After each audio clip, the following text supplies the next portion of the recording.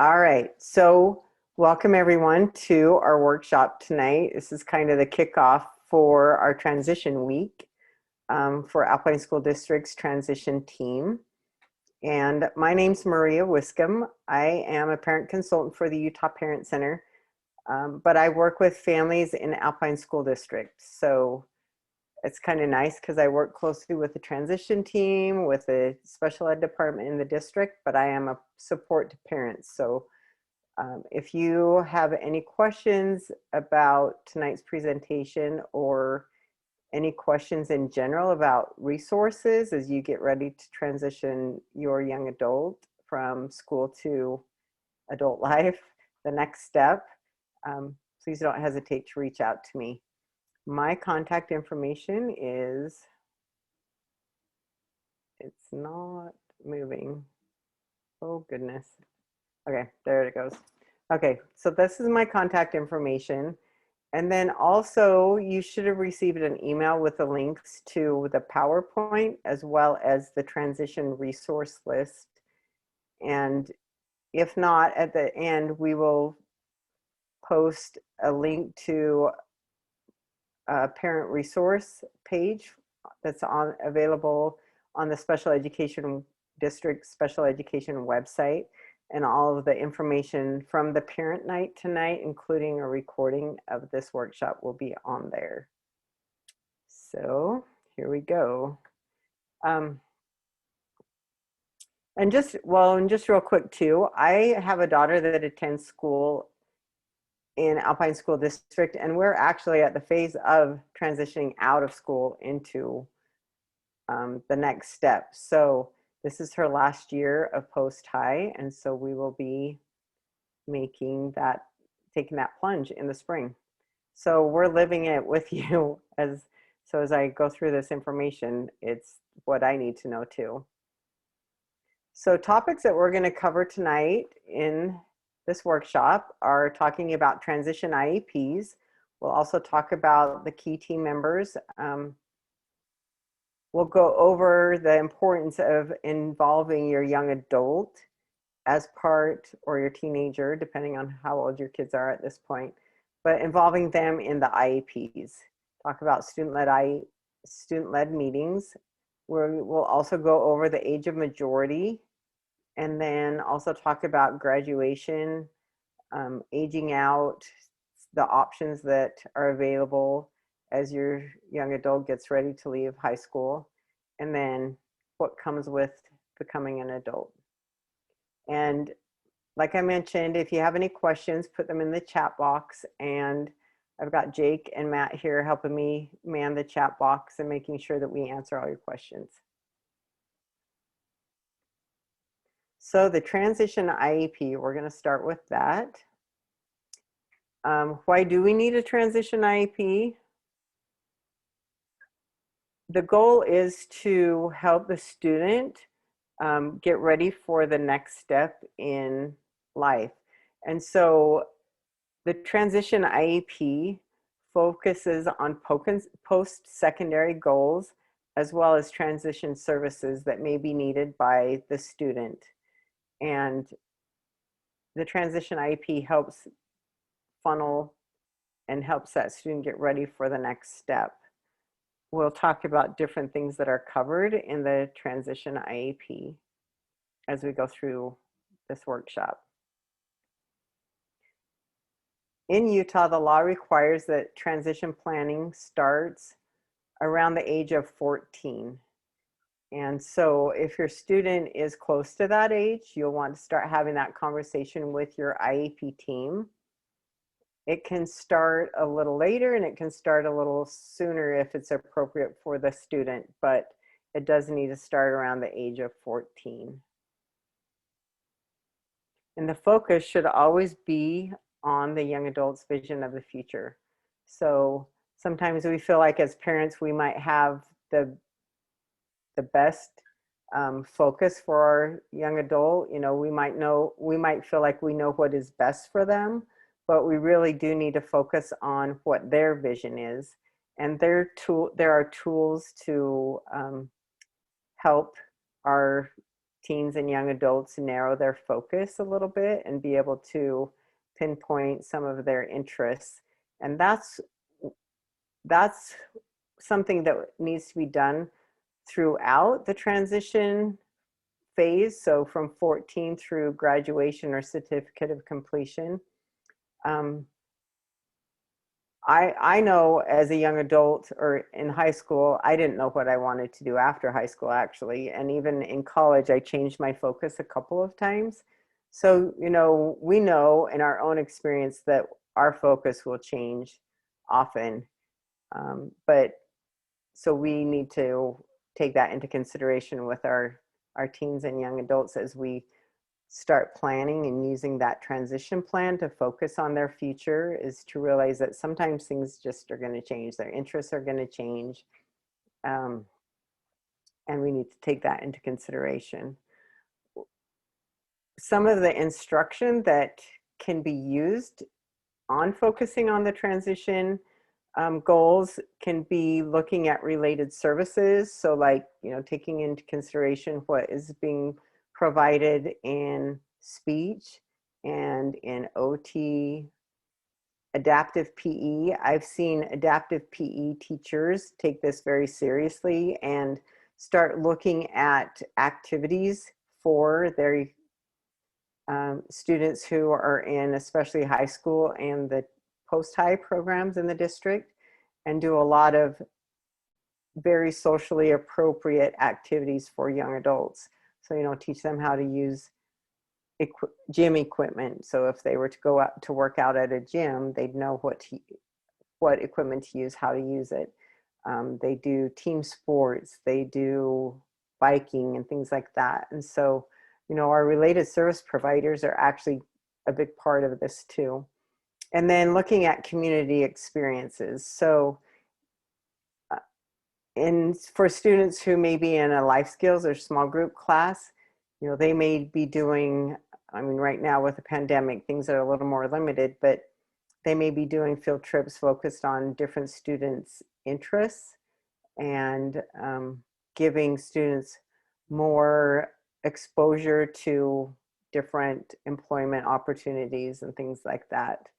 And then I know that UVU in the past has had a Wolverine Day where they've invited students who are on IEPs or even 504 plans to come and have a tour of UVU, meet the people that work with the Accessibility Center.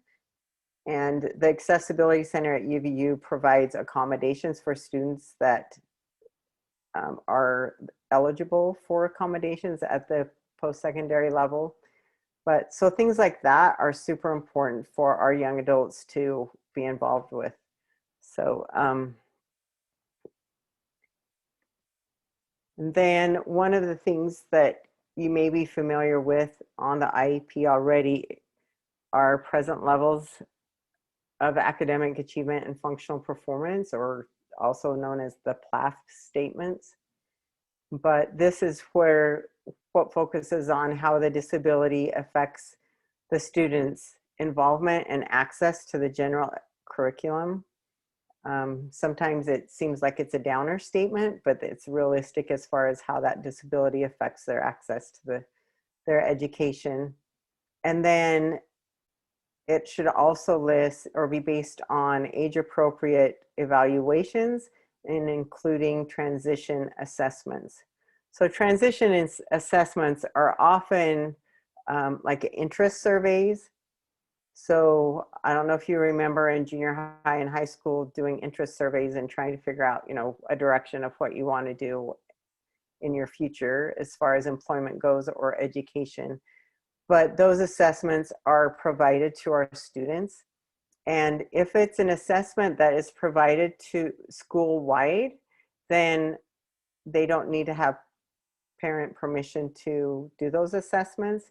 If it's an assessment that's focused more on the skills of the individual student, then the team or the teacher would get your permission to provide that assessment. But just know that oftentimes there are assessments, transition assessments that are happening in the classroom that we may not know about. Also right here, I want to put a plug in for the transition specialists. Each high school has a transition specialist assigned to the high school, and they typically do a lot of the transition assessments and interest surveys for the students and helping them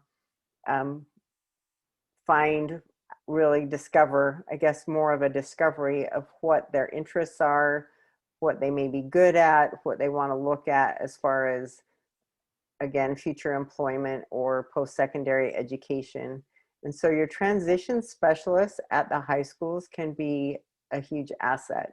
So just knowing that they're there, and you can invite them to the IEP meeting, or the teacher, the folder holder, the special ed teacher, can invite them to the IEP meeting as well.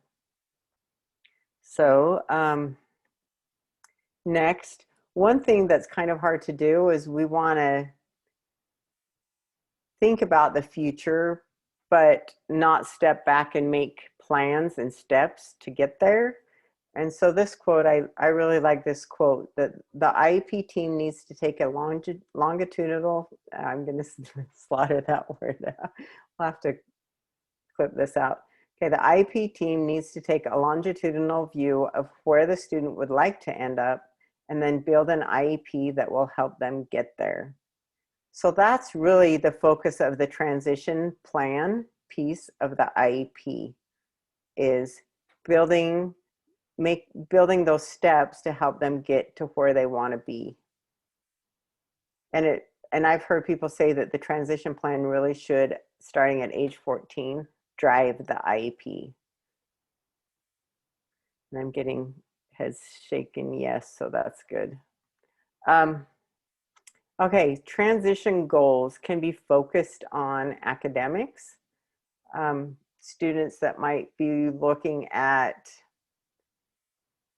doing something with their hands, or, you know, like they can take woodworking classes, they can take a small mechanics class, things like that. If someone's interested in becoming a chef, they can take the cooking classes available at the school. And then also look at concurrent enrollment classes, as well as, once they're a senior, they could also possibly take classes through MTech, Mountain Land Technology. And then also looking at training and education, employment opportunities, and then functional and independent living skills. So I want to talk a little bit about what is appropriate. So what is appropriate for my daughter may not be appropriate for your student, and vice versa. So really looking at what would be appropriate goals and help them in achieving their potential, and having high expectations. And we'll talk a little bit about that in a few more slides, as far as having high expectations as well as realistic expectations, which sometimes we may have a hard time saying no to a student, but it's important to have those high expectations. So on the academic piece, core classes could align with the transition goals. And then training or education, those can be goals that are geared more towards post-secondary training and employment. Functional and independent living skills can be based more on soft skills, like learning how to interview, learning how to put together a resume, things like that, as well as independent living, learning how to use transportation if they're not able to have a driver's license, things like that. So just be thinking of goals that could be and should be appropriate and put into your students' transition plan. And then writing post-secondary goals, using terms such as enrolled in, they're enrolled in a foods class, or, you know, they want to live independently, so I'm just going to go back to the foods class, or the CTE classes, or I think there's a financial management class, things like that. Those are classes that are going to help them towards their transition-based goals. And feel free to jump in if there's any questions. So what about unrealistic goals? I want to read a paragraph. Sorry, I'm going to read it, but I think it really brings this into proper perspective. It says the team must determine its own comfort level with the goals of the individual.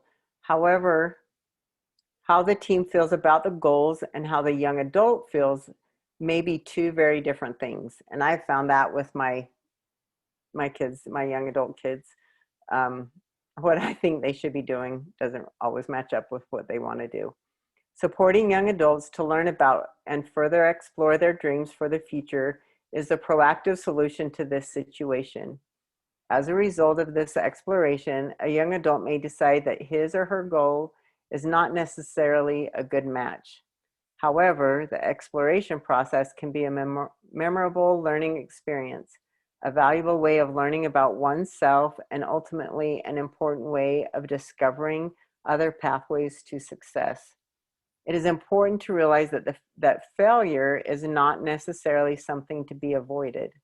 And I think sometimes as parents, especially if we have a child with a disability, we have a hard time letting them face a little bit of failure, but I think that can be such a good learning experience with the proper scaffolding around them too. It is a natural part of life. More importantly, a person with a disability who's protected from failure is also protected from potential success. Helping young people with disabilities pursue challenging goals provides them with invaluable opportunities for self-discovery, as well as the opportunity to surpass expectations and to actually succeed in achieving their goals. So I really like that paragraph because it, I think, gives us a good foundation on stepping back as parents and helping us be realistic and think about the possible potential, but also helping our youth, young adults be realistic as well. So, you know, there might be a little balancing act that we need to do with our kids. So we might have a student who really wants to be a veterinarian, but we might need to step back and talk with them about what is it about being a veterinarian that you really like. And one example is a student that wanted to be a veterinarian. They were able to get him a part-time job at a pet store, and he just loved being around animals more than really wanting to go to the level of being a veterinarian. And then he eventually started his own business as a dog groomer. So there's just different things. I know a lot of our kids want to develop video games. And so, you know, we need to step back and say, what is it that they really like about video games? Can it be more of a hobby, or is it more of a hobby than an actual future employment opportunity? So that's just something to kind of keep in the back of our minds. Key team members for our transition team are the parents, the LEA, the special ed teacher, a gen ed teacher, and those 4 people are key members for any IEP member, IEP team meeting.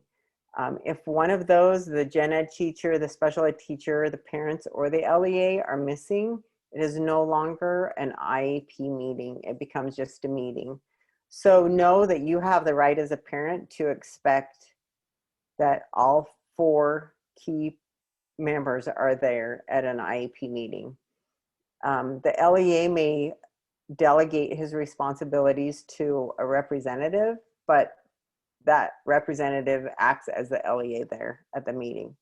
And then any related service providers are appropriate to have at our transition meetings.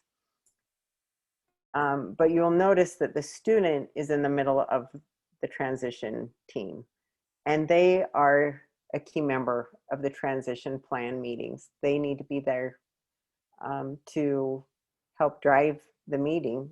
we need to focus on their needs, their desires, and have them be involved. And we'll talk a little more about how we can have them involved in the transition plans and the IEP meetings especially once they're secondary students.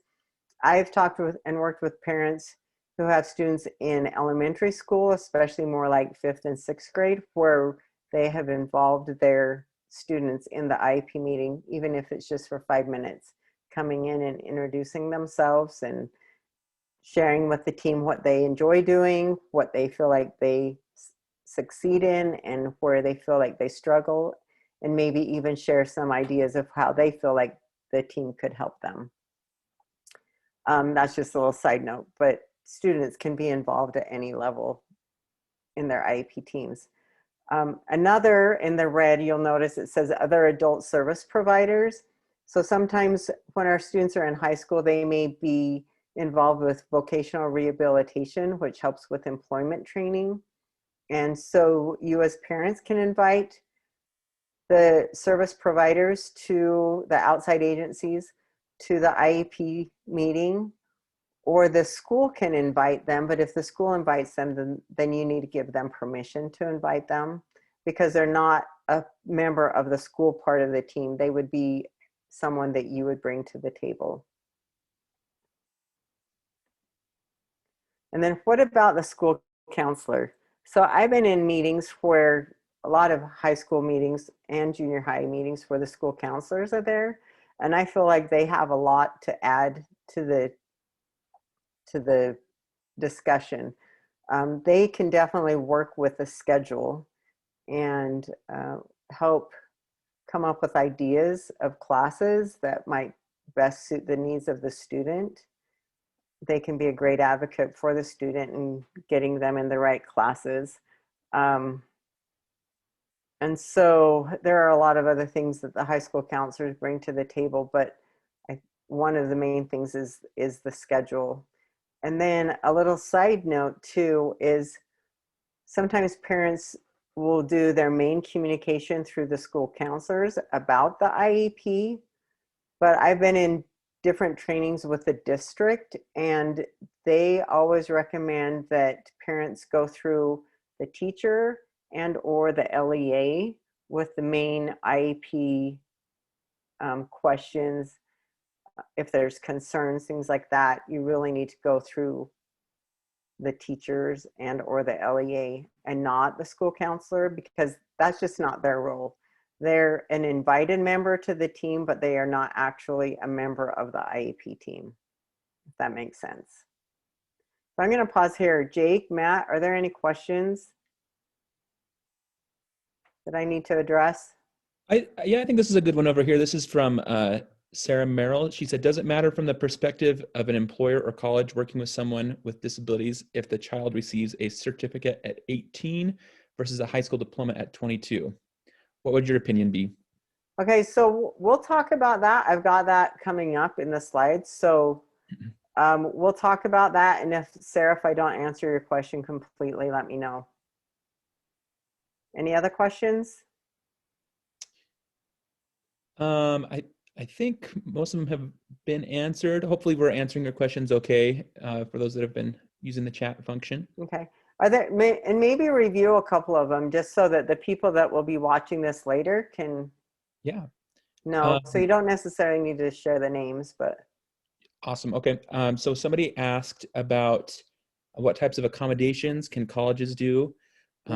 Is it similar to high schools, more testing time, homework time, etc.? We talked about how most reasonable accommodations that are provided in an IEP in high school could be transferred over to college, and there are disability resource centers at local colleges and universities that provide accommodations for people. Yeah.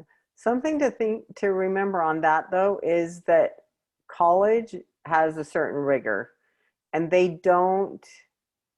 you can't work around that. Like there's certain expectations at the college and university level.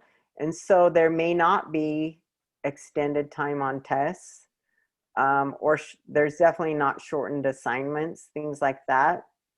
But you could have the accommodation of, if you need to take a test orally or have it given orally. You can have a note taker in classes.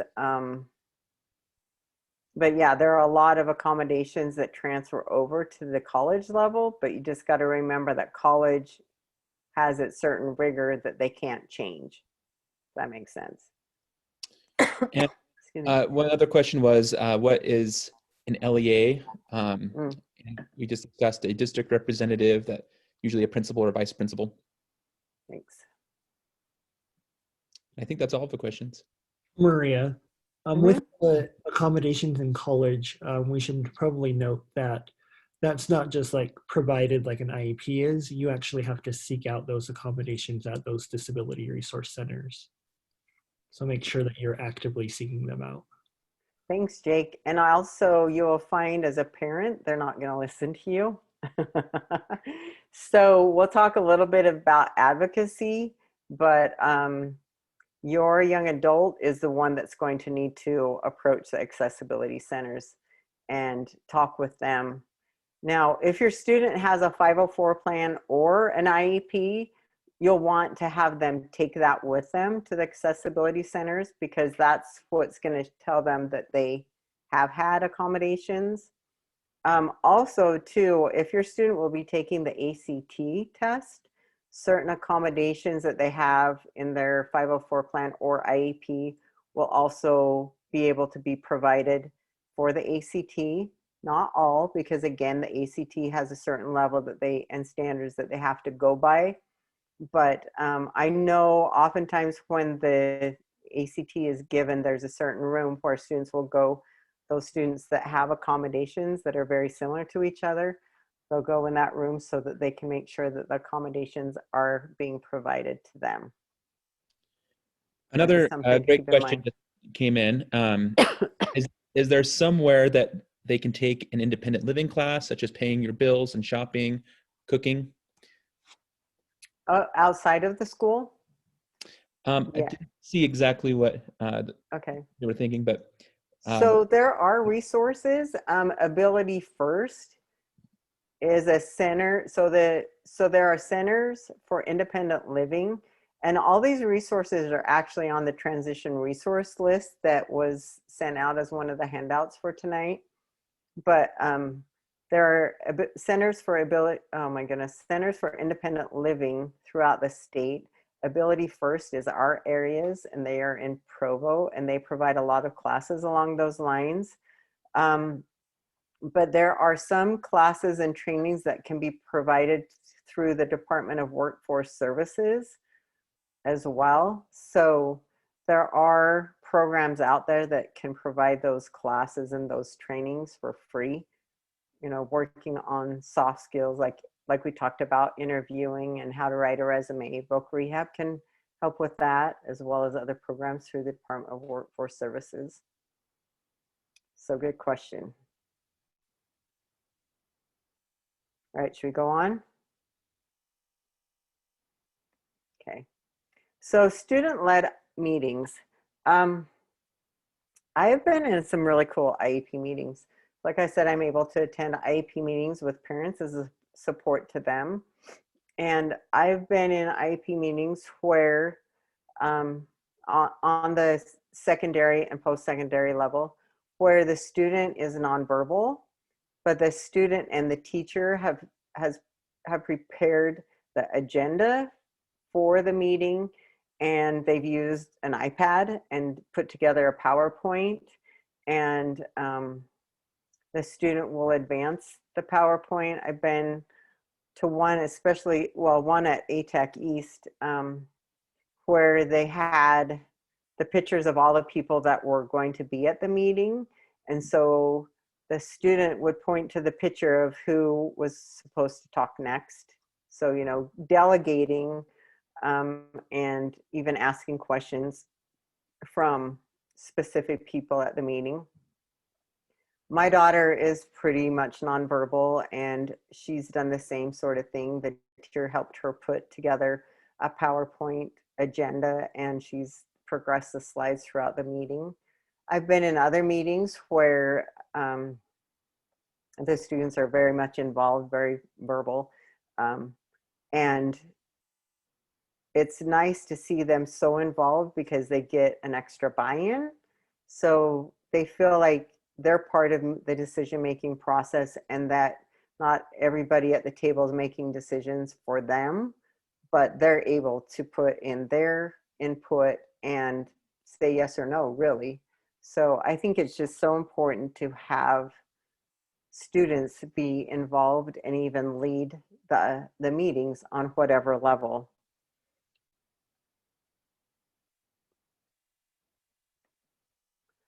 And studies show that when students are involved, that they'll have higher academic achievement. They also have better communication and self-advocacy skills. And, you know, as we discussed at this post-secondary level, so at the college level, you're not going to be there with them. The accessibility centers, the professors, they're going to communicate with the students, with their college students. And so for students to learn self-advocacy skills while they're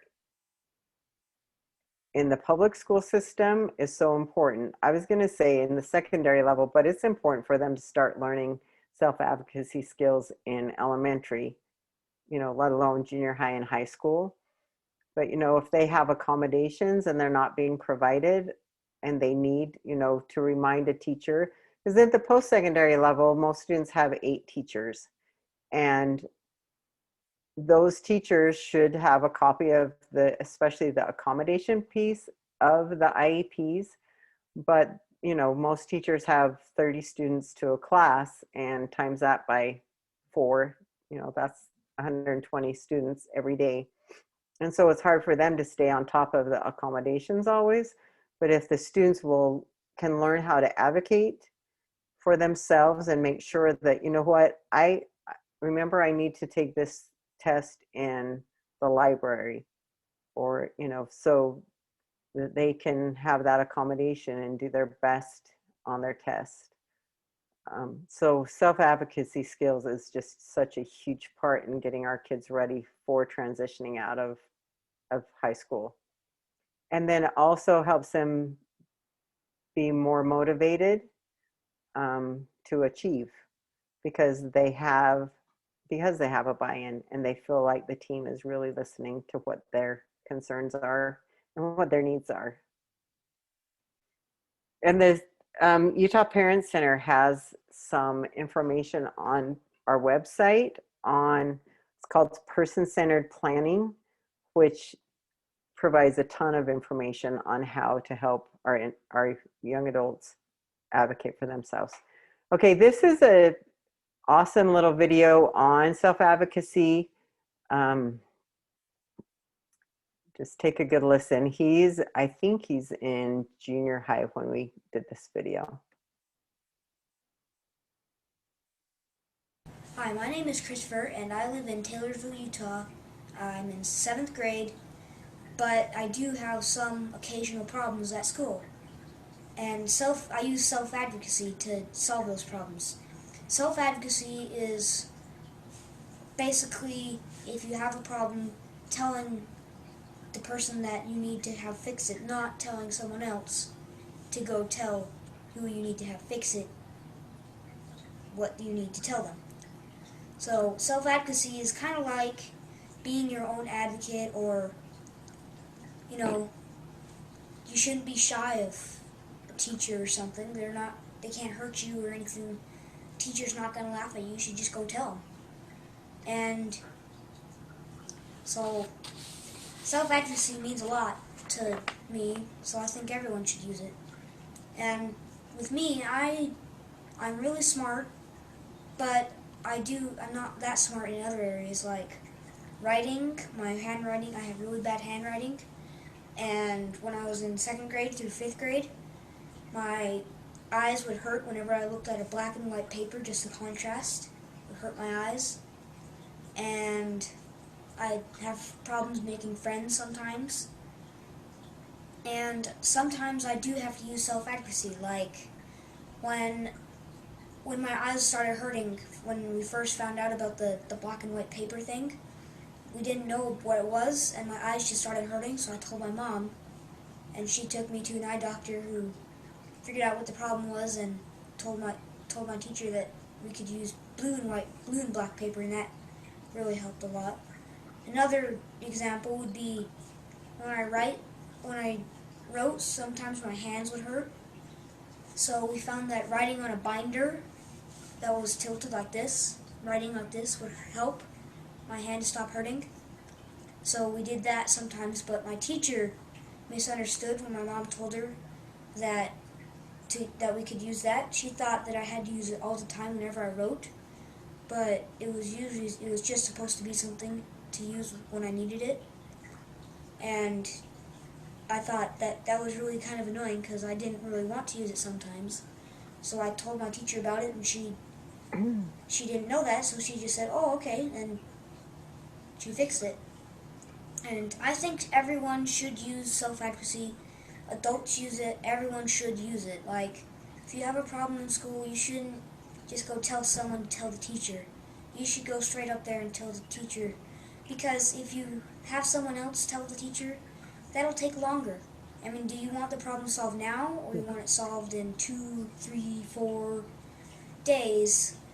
Personally, I would rather have it solved as quick as possible. So I would just go straight to tell the teacher. I mean, you shouldn't be shy of the teacher. They're not going to laugh at you or think that you're strange or anything because you have a problem. You can just go tell them, and they'll try as hard as they can to try and fix it. So I think that's why I think everyone should use self-advocacy. I think that is an awesome video. This student is now in college. He is at the U, and if I remember right, I think he is on scholarship. So he's definitely learned some great self-advocacy skills that have served him well. Hi, my name is... So, okay, now back to the meeting. So how do you know who will be at the meeting? You should get a notice of meeting when the IEP meeting is scheduled. And when the student turns 18, they will also receive a notice of meeting. And we'll talk a little bit about the magical age of 18 in just a minute. But the notice of meeting, the purpose is to tell you what the meeting is about, where it is, what time it is, who will be in attendance, and then also if any team members need to be excused, which would be like related service providers, because like I said a little bit ago, that there has to be by law, the LEA, so the principal, vice principal, a general ed teacher, the special ed teacher, and the parents, and then transition age students as well. So like with my daughter, she comes into the IEP meeting. This last one, she stayed longer, probably about 15, 20 minutes. But for a while, she would mostly just come in and say hi and then leave.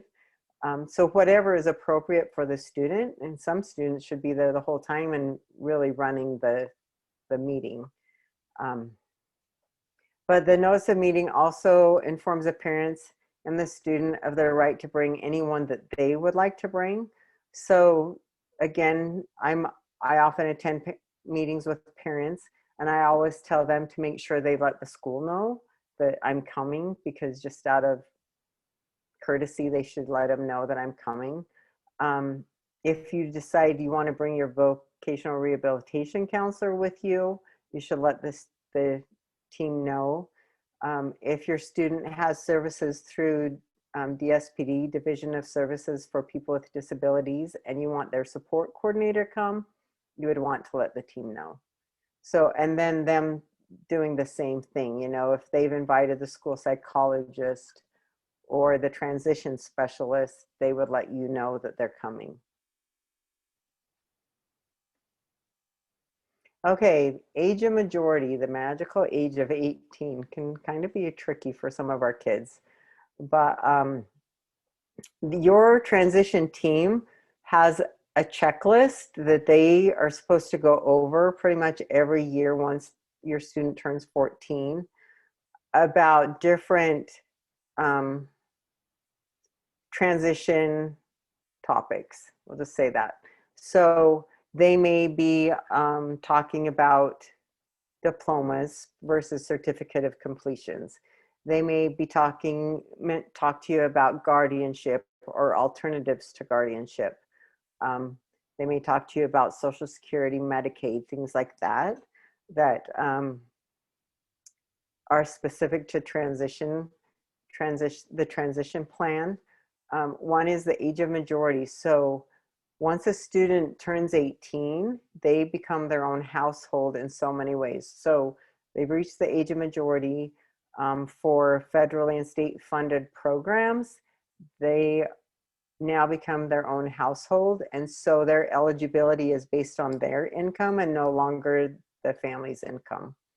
So that's just a little snippet. We could talk quite a bit about that, but that's not part of this workshop. But you're more than welcome to call me and ask me any specific questions about that. We might touch on it a little bit if we have time, which I think we will. So the age of majority, the rights transfer to the student at age 18, and the student gets to make their educational IEP decisions. So, which can be kind of tricky because we don't want to let some of those strings go, right? As parents, we want to make sure that we're advocating, continuing to advocate for our students. But that's why it's so important to help our students learn to advocate for themselves. But as this next slide shows, okay, not the next slide. I don't want to change it yet. Schools still need to send a notice of meeting to the parents, even if their student is 18 and at school. So I do have a slide here in a little bit. But they are, so rights transfer the student at age 18 unless the parents have guardianship over the student, or through supported decision making, there might be a power of attorney, different documents that still provide the parents or another adult the right to help to either make decisions for the student or help make decisions for the student. I want to make sure I'm not skipping anything. Okay, but remember, whatever option is right for your family, nothing happens automatically. So my daughter, sorry, I just use our example. She has significant needs, and we needed to get guardianship for her. And people would question, why would we need to get guardianship when it's obvious that she needs support in making decisions and she cannot make them on her own? But she has the legal right, once she turns 18, to make those decisions. Would it be in her best interest for us to not continue to support her? No, it wouldn't, for our family. So every family situation is different, but remember that it doesn't happen automatically. It's not a given that you're automatically going to continue having guardianship over your young adult child. That doesn't make sense, over your young adult. So know that things that you need to take those steps. Okay, graduation. Hopefully we can answer your questions on that were asked on this. So you have there are three options available in this state. One is a high school diploma, one is an alternate diploma, and one is a certificate of completion. The alternate diploma is not an alternative diploma, so it's not a GED or a diploma through adult education. I'll tell you a little bit about each one of these. So if a student receives their high school diploma and they have an IEP, we've been receiving special education services, if they receive a high school diploma, that ends their access to services through the school district. It's called FAPE, Free and Appropriate Public Education. They no longer have access to any services through the district. The state came out with an alternate diploma, And I'm going to read the description to it because it's so hard to explain without reading the description. It is designed for students with significant cognitive disabilities who meet the requirements for participation in Utah's alternate assessment,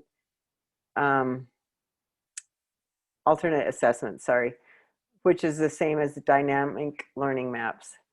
It allows students the opportunity to learn rigorous standards-based content through the essential elements and extended core curriculum. This does not end FAPE. So this diploma would not hold the same clout as a high school diploma, but it would give the students a diploma on paper. They do still need to be able to meet a certain level of rigor, I guess, but it would be through the essential elements, which are goals based on the curriculum that are broken down to different levels depending on the student's cognitive abilities. Is that a good explanation, Matt? Do you have a better explanation? I think you did a great job. Okay, thanks. All right, and then, so an alternate diploma does not end FAPE. The student can still go on to the post-high program in the district. A certificate of completion is given to a student who does not receive a diploma, so does not graduate, continues in the post-high program through the district, and when they age out of services, they receive that certificate of completion. So hopefully that makes sense. I've talked with some parents whose students are borderline between should they receive their diploma or should they go on to the post-high experience. And a student can go on to post-high for one year. They can attend post-high basically up to their 22nd birthday or the end of the school year once they turn 22. But a student does not need to attend post-high all 4 years or 3 years, however long it is for that student. They can also receive their GED through adult ed, and so they can receive a diploma if that's what's the best option for them. So you can look at different options, but once a student receives their diploma, they no longer can access services through the district. Are there any questions on that? That sometimes is a hard one.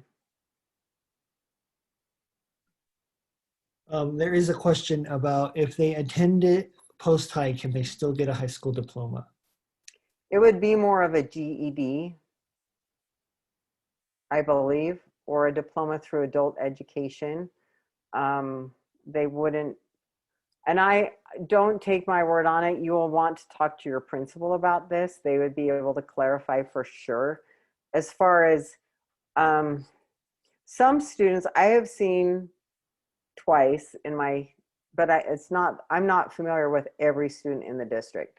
I've talked to 2 parents who have proven the need for their student to repeat their senior year, or not necessarily repeat their senior year, but stay in the high school for 1 more year so that they can receive their high school diploma at the school. But this again ends FAPE and ends their services, but they were given 1 more year at the high school to receive their diploma. Maria, can I add to this? Yes, please. So I teach at ATEC East, and we share the same building as Alpine Adult Ed. And there are some students that need both services, and it's realistic for them to be getting their diploma with so they don't have so many credits that they have to make up. It's just a few. That they're actually working with me and adult ed at the same time. But it's a rare occasion, but it is being done. which is awesome, because if that's appropriate for the student, they should be doing that. But again, once they receive that diploma, that GED, that ends their access to ATAC. So thank you, Jake, for that explanation. So there can be amendments made to the graduation requirements through the IEP, but there are things that need to be taken into consideration when that is done. So there can be substitutions made, but as it says in the statement, the integrity and the rigor needs to be maintained. So you can't substitute an art class for a math class. They still need to take a math class. It might be a different math class, but the rigor still needs to be upheld in order for a student to have graduation requirements amended. And that is an IEP team decision. It needs to be approved through the principal, and the principal might need to have it approved through the district. I'm not sure, but I think it pretty much needs to be approved with the principal at the school. And so a high school diploma.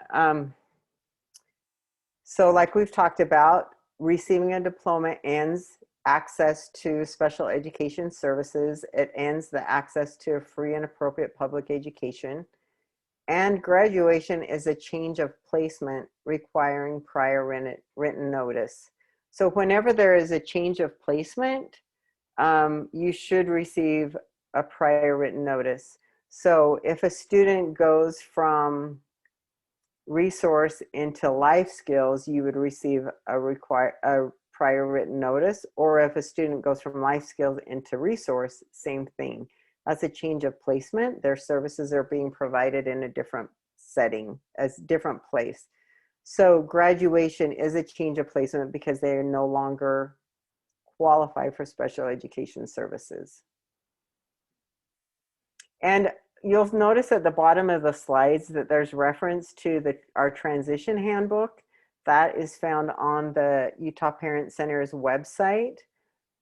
Along with, if you click on the transition or the parent resource Google site that I think Matt and Jake have added to the chat box, that will also take you to the transition handbook.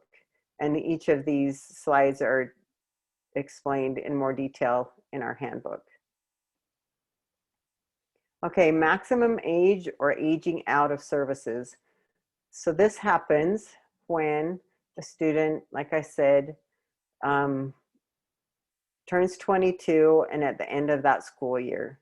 So it ends their access to free appropriate public education, but it is not a change of placement, and prior written notice is not required because they've maxed out, they've used all their services that they are eligible and can access through the school district. So it's not a change of placement. Some information on this. So the state has changed the guidelines for when a student turns 22, what that looks like. And it does change. It seems like not every year, but every few years. And so if your student turns 22 after, May 31st, that's a discussion you're going to want to have with your post-high team to figure out that transition when they're aging out of services. And that's as far as I'm going to go on that, because it changes. So if I tell you one thing, it would probably be wrong. And then when a student ages out, or I believe when they receive a high school diploma, either way, they receive a summary of performance. And this summary of performance needs to include a summary of the student's academic achievement and functional performance. So kind of those PLAF statements, a summary of where they're at, a statement of the student's post-secondary goals with recommendations on how to assist that student once they leave the school system, and then a statement of when and how accommodations were used for instruction and assessment. So any instruction that was provided at the...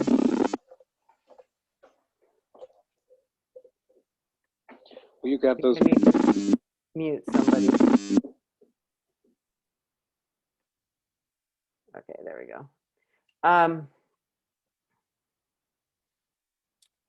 Hey, Jake or Matt, I know you guys have done several of these. Would either one of you be willing to share a brief experience with the summary of performance? Yeah. So with the transition plan, it focuses on employment, how they want to continue learning or gaining education, and their independence level on living on their own or living with their parents. I like to kind of take those 3 different areas and talk about what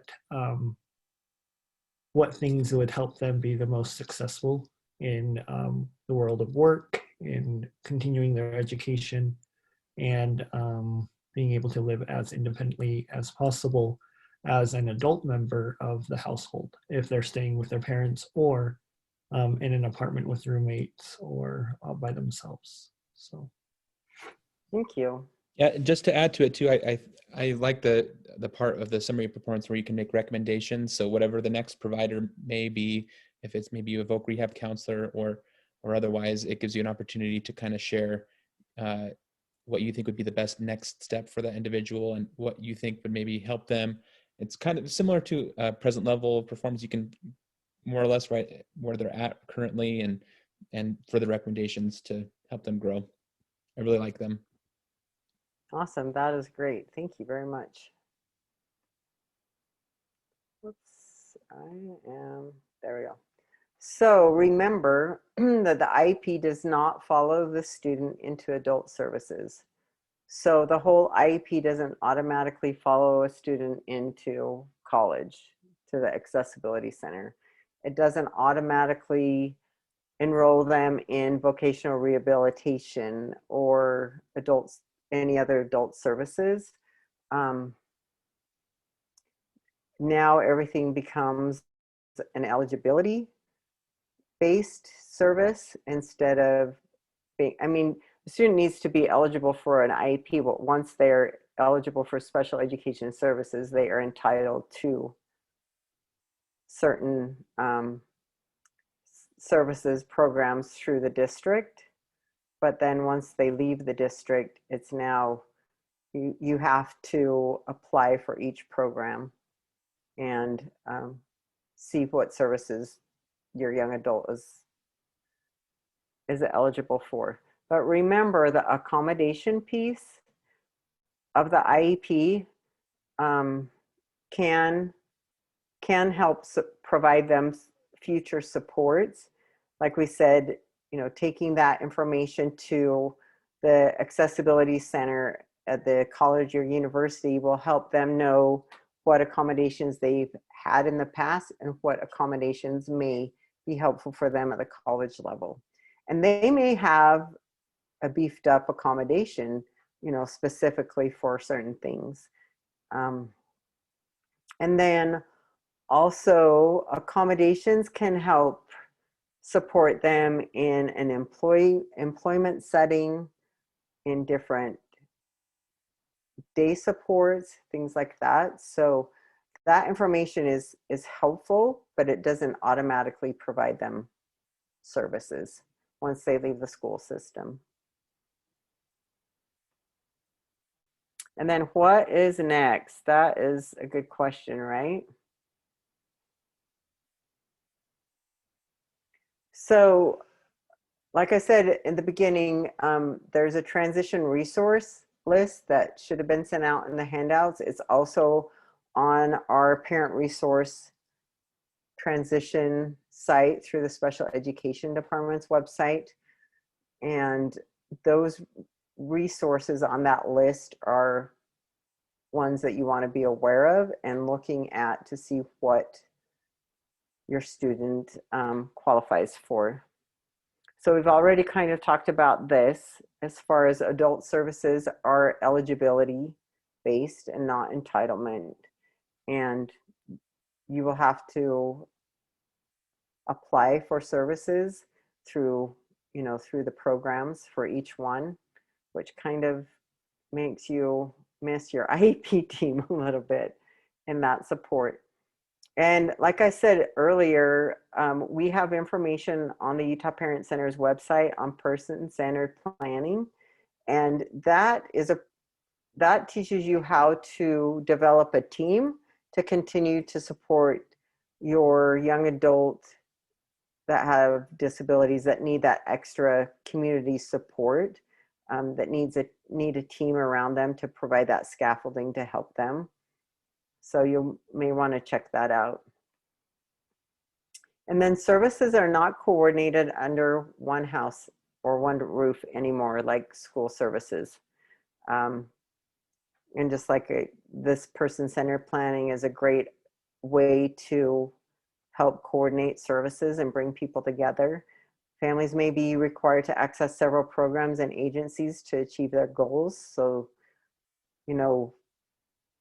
you might need to access vocational rehabilitation, but also receive some services through the Ability First, the Center for Independent Living, and just try a few different programs and see what ones are going to be the right fit to give your young adult the boost they need to the next step into adult life. And then in our transition handbook, we have a list of state agencies and federal agencies that you can access with your young adult. The transition resource list is another great resource to access and provide a lot of support in moving forward. And then always, if you ever feel like you're up against a wall, if you feel like communication isn't working with your teacher or special ed teacher, principal, you're more than welcome to contact me, and you can contact the district. The thing is I know the district's going to ask you the same questions that I will, as far as we'd like to go through the chain of communication. Have you talked with your teacher? Have you talked with the folder holder, the special education leader, the principal? And then as parent consultants, we fit in there anywhere along the way. And hopefully we can help resolve any problems before you need to go higher up. The district directors, special ed directors, are always willing to step in and help too. But they will most likely say, have you worked with your teacher? Have you worked with your principal?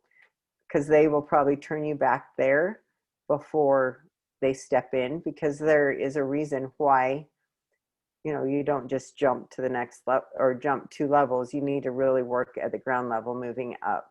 If you're just hitting a brick wall and feeling like you're not getting anywhere, don't hesitate to go up. And sometimes I'll work with parents that say that they're hesitant to go to the next level because they don't want any repercussion on their student or on the teacher, because they're not trying to get the teacher in trouble. They're just not getting the information they need. And I always say, you know what, if a district director needs to step in, they're going to provide training. And sometimes we all need extra training or refreshed training. So don't hesitate to go up the next level, because they will handle things in an appropriate way that won't cause your student any issues or you any issues or the teacher. It should just be a smooth process. It always should be a smooth process. It doesn't always happen that way, but the majority of the time it does. And then there are always formal dispute resolution options. Hopefully nothing needs to get to the level of filing a complaint or filing a due process. or even a complaint, but there are ways to mediate and resolve issues before they get out of hand. But again, you're always welcome to contact me if you have questions about something that might be kind of out of control.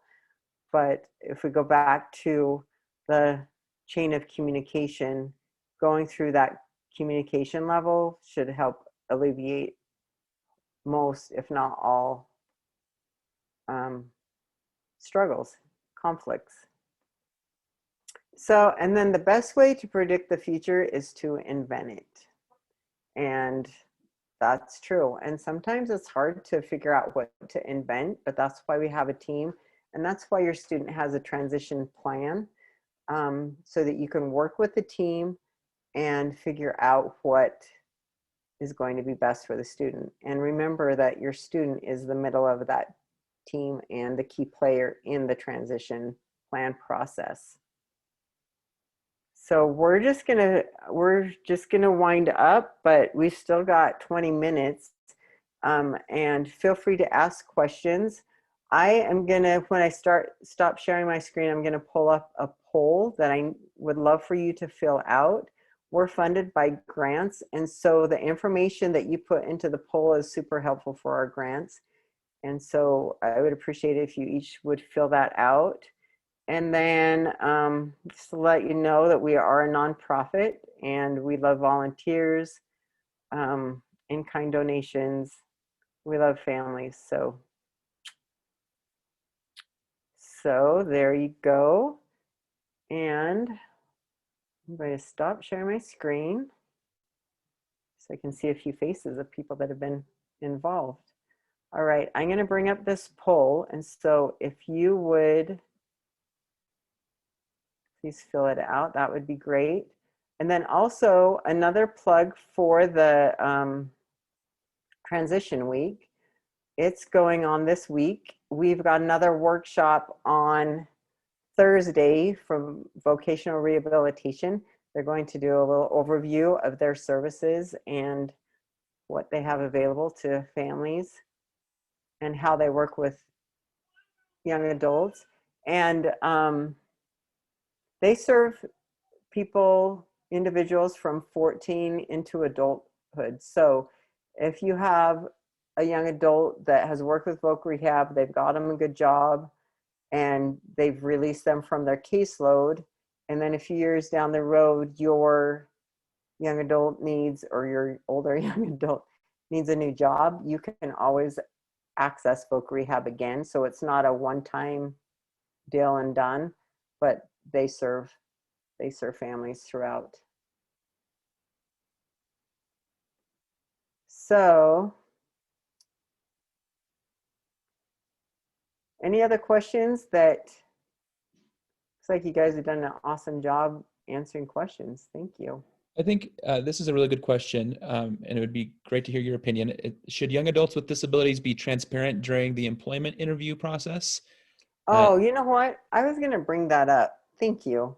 So there was one piece that I forgot to mention when we were talking about self-advocacy, and it's deciding when you want to talk to your child, your young adult, about, hopefully it's at the child level, not the young adult level, but about their disability, and that it's not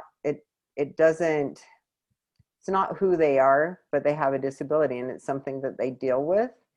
And so helping them understand their disability can be super empowering in their ability to advocate for themselves.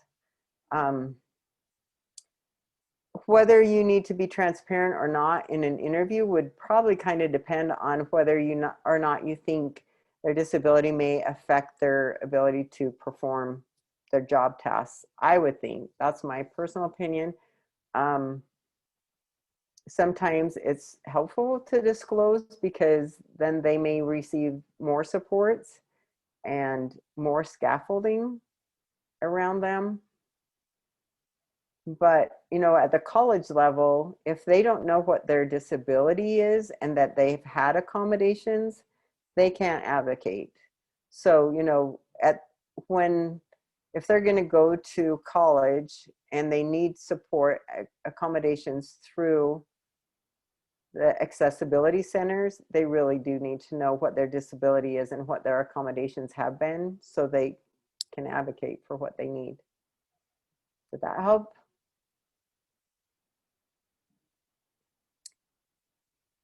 Thank you for those who are filling out the poll. The rest of you don't mind filling it out, that would be awesome. Any other questions that have come through, Matt?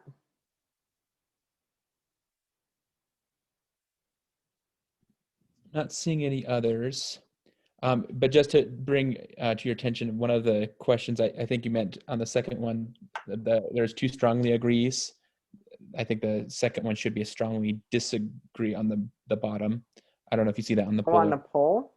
Yeah, there's one that has strongly agree, agree, neutral, disagree, and then strongly agree again.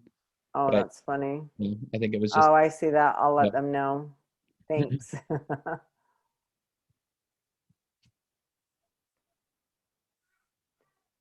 All right. Well, you are more than welcome to contact me with any other questions. If you need some personal help finding resources for your young adult, figuring out what agency would be best for you to access. Where will the recording be? It will be on the Utah Parent Center's YouTube page, but it will also be posted on the Transition to Adult Life page on the Google site. So if you go to the Special Education District page, on the top left corner, there's a parent resource button. You click on that. And then if you go down to the button that has the Transition to Adult Life, it will be there. Also really quick, Jake already posted this, but I'm going to just copy it in here again. This is just a link to a survey from Alpine School District, and it will, if you fill it out, it just enters in your name for a drawing for a prize. There are some gift cards and things for just for your participation. And if you were to be selected for that drawing, you'd be contacted based on the information that you give. So if you want to potentially get a prize for your participation. They have some good prizes. And so you'll see when you go to the Transition to Adult Life page that there are several tabs for different agencies. So vocational rehabilitation, for the Workforce Innovation and Opportunity Act, for Job Corps, for the accessibility centers. So there's a lot of resources and take time. So we weren't able to do, of course, a transition fair like we usually do with booths and tables. And so this way you can learn about these agencies by clicking on their icon and going to their website. And then on the bottom of that page, or at the top of the Transition to Adult Life page, there is a link for this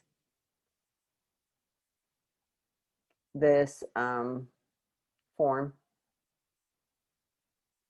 for you to fill out. There's an English and a Spanish link that you can click on and fill that form there too. But Matt's included that link in the chat box.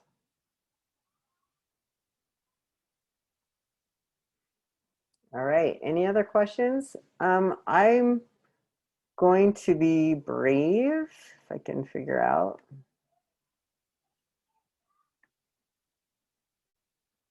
I'm not sure if I know how to do this. I was going to unmute the, okay, so if you're done with the poll, I think I'm going to go ahead and close it. Okay, I'm going to unmute everybody. If you want to unmute and ask any other questions, you're more than welcome to. Otherwise, if you're ready to sign off, go ahead as well. Thank you for your participation tonight, and appreciate Matt and Jake manning the chat box. That was super helpful.